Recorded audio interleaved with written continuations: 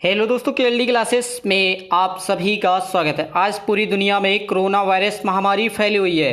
इस समय कोई भी देश किसी की मदद कर दे वही बहुत बड़ी बात है। ऐसे समय में भारत देश ने अपने पड़ोसी देशों की मदद करना शुरू कर दिया है।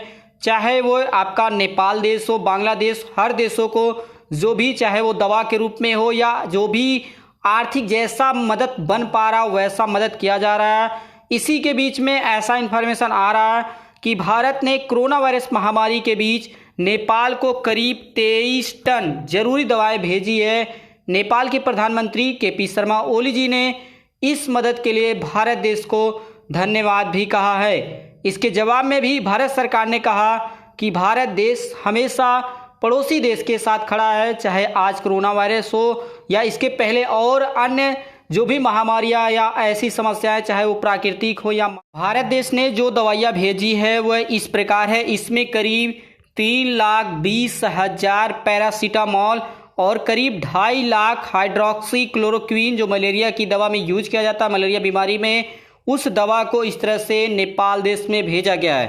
कोरोना वायरस नेपाल में भी पहुंच चुका है। नेपाली स्वास्थ्य मंत्रालय की ओर से इसी बृहस्पतिवार को जारी आंकड़े में करीब 48 लोग कोरोना वायरस से संक्रमित नेपाल में पाए गए हैं। नेपाल देश के लिए राहत की बात यह है कि अभी तक किसी भी संक्रमित मरीज की मौत नहीं हुई है नेपाल में। ये सबसे बड़ी पूरी दुनिया के लिए भी अच्छी बात है कि क्यों नेपाल में ऐसा नहीं हुआ। यह आज एक तरह से राज की बात है, उसे हम बाद में बात करेंगे कि कुछ ऐसे कारण भी सामने आ रहे हैं कि जिसके कारण से, जैसे आप चीन में देख लीजिए, चीन भी नेपाल का पड़ोसी देश है, वहीं भारत भी नेपाल का पड़ोसी देश है। बांग्लादेश, ऐसे जो पड़ोसी देश हैं वहाँ पे जो मृत्यु दर है बहुत ही अधिक है, लेकिन वहीं बीच में जो आपका नेपाल देश है वहाँ पर अभी भी कोरोना वायरस से एक भी मौत क्यों नहीं हुई, यह भी सबसे बड़ा प्रश्न बनता है। और अभी तक कुल 10 लोग स्वस्थ होकर अपने घर जा चुके हैं, जिनको क्वारंटाइन या जिनको इस तरह से आइसोलेट किया गया था।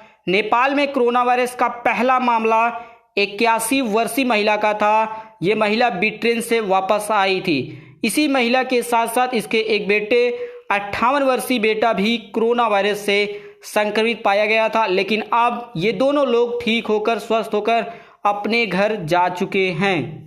कोरोना वायरस के सबसे ज़्यादा मामले पूर्वी नेपाल के उदयपुर जिले में सामने आया है और नेपाली स्वास्थ्य मंत्रालय ने जानकारी भी दी है कि उदयपुर में करीब 28 कोरोना वायरस से संक्रमित लोग पाए गए हैं। उदयपुर में संक्रमित मिले लोगों में से कई लोग भारतीय नागरिक भी हैं। इनमें से कई लोग मस्जिद में रह रहे थे।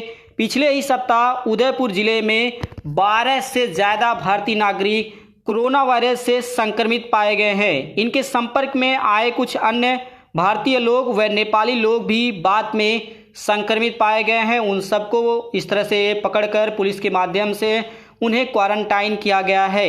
इसके पहले परसा जिले के वीरगंज में भी 3 भारतीय नागरिक कोरोना वायरस से संक्रमित पाए गए थे। ये लोग भी मस्जिद में रह रहे थे और धार्मिक आयोजनों में हिस्सा लेने के लिए नेपाल देश में गए हुए थे। कोरोना वायरस के कारण से हर देशों में चुनौतियां पैदा हुई हैं, उसी तरह से नेपाल देश के सामने भी कोरोना वायरस को लेकर कई चुनौतियां सामने आ रही हैं। जैसे पहला ये बताया गया है कि कई लोग भारत नेपाल जो बॉर्डर है उससे ऐसे ही घुस आए हैं नेपाल देश में।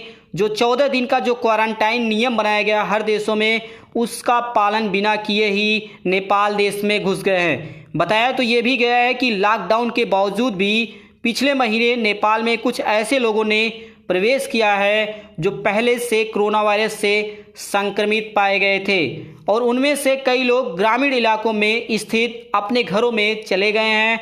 और उन्हें जैसे जो पुलिस है, क्योंकि भाई जब तक वो इन्फॉर्मेशन नहीं देंगे, कोई बताएगा नहीं कि यहाँ पे ये लोग संक्रमित है या इनके ऐसे लक्षण दिखाई दे रहे हैं, तब तक कैसे उनको पकड़ा जाएगा। और उनकी ट्रैकिंग और ट्रेसिंग करना सरकार के लिए चुनौती बन गया है। ग्रामीण नेपाल में कोरोना वायरस पहुंचा तो वहां की स्वास्थ्य व्यवस्था के लिए ये एक बड़ी चुनौती हो जाएगी। जैसे भारत देश में भी यही समस्या है, क्योंकि जो भारतीय जो ग्रामीण क्षेत्र है और नेपाल हर देशों में ऐसा ही है कि जो ग्रामीण क्षेत्र होता है वहाँ पे मेडिकल जो व्यवस्थाएं होती हैं वो बहुत ही गड़बड़ होती है। वहाँ पे डॉक्टरों की कमी, नर्सों की कमी, जो दवाएं होती हैं वो भी कमी होती है, हर चीज़ की कमी होती है। इसलिए वहाँ पे सबसे ज़्यादा समस्या पैदा हो सकती है। नेपाल में इस समय करीब 13,000 से भी अधिक लोगों को क्वारंटाइन में रखा गया है।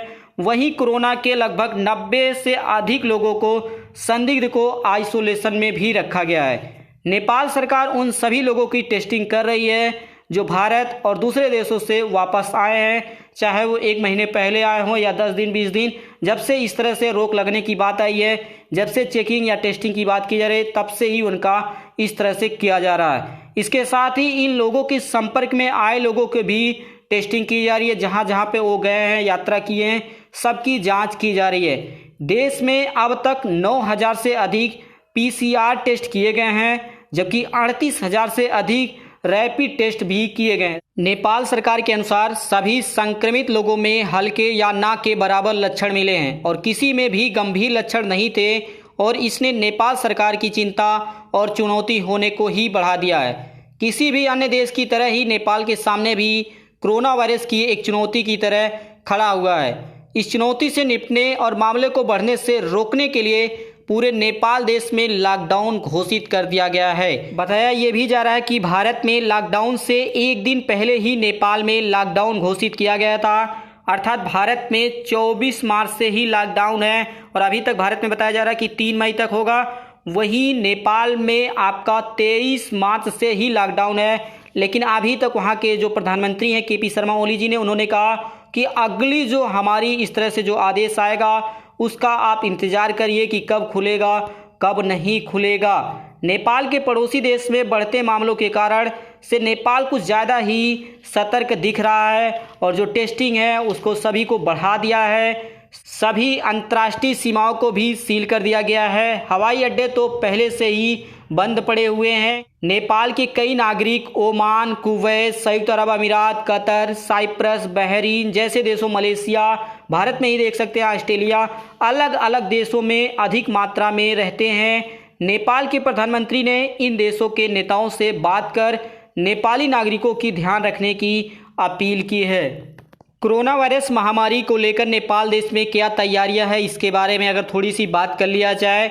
नेपाल के विभिन्न राज्यों में खास तौर पर कोरोना के इलाज के लिए अस्पताल तय कर दिए गए हैं, जहां कोरोना मरीजों और संदिग्ध मरीजों को रखा जा रहा। नेपाल के स्वास्थ्य मंत्रालय की वेबसाइट के अनुसार 25 हब अस्पताल को इसके लिए चिन्हित किया गया है। कुछ अस्थायी अस्पताल भी बनाए गए हैं। साथ ही देश भर में 15 लैब PCR टेस्ट कर रही हैं इस समय।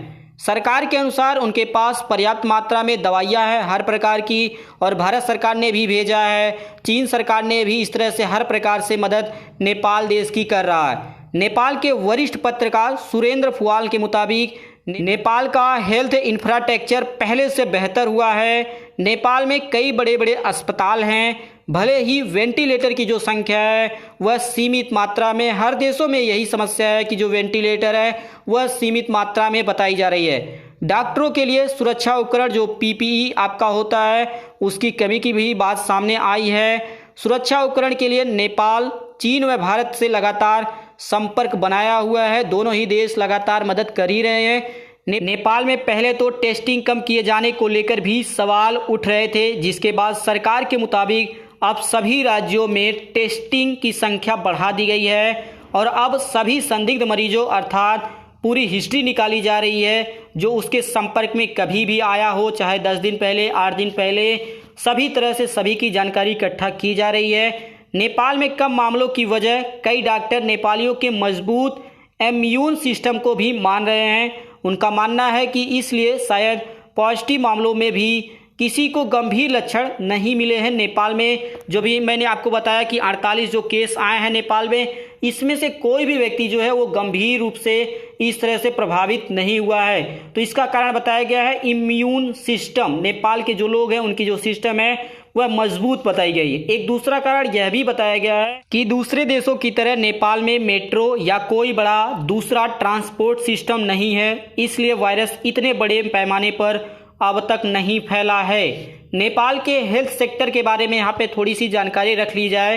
नेपाल के अंतरिम संविधान 2007 ने बुनियादी स्वास्थ्य देखभाल सेवाओं के मुक्त प्रावधान को मौलिक अधिकार घोषित किया है और इस प्रकार सरकार को स्वास्थ्य क्षेत्रों में खर्च बढ़ाकर जरूरतों को पूरा करने के लिए एक बड़ी जिम्मेदारी दी गई है। नेपाल स्वास्थ्य क्षेत्र कार्यक्रम 2010, 2015, 2018 में कुल सरकारी बजट का 7% से अधिक खर्च इस तरह से मेडिकल क्षेत्र पर किया गया था। 2018 और 2019 के सेशन में नेपाल ने कुल जीडीपी का 1.9% अर्थात करीब 2% पूरे जीडीपी का हेल्थ सेक्टर पे खर्च किया था और यह कुल बजट का करीब 5% बताया गया है 2018 और 19 के सेशन में।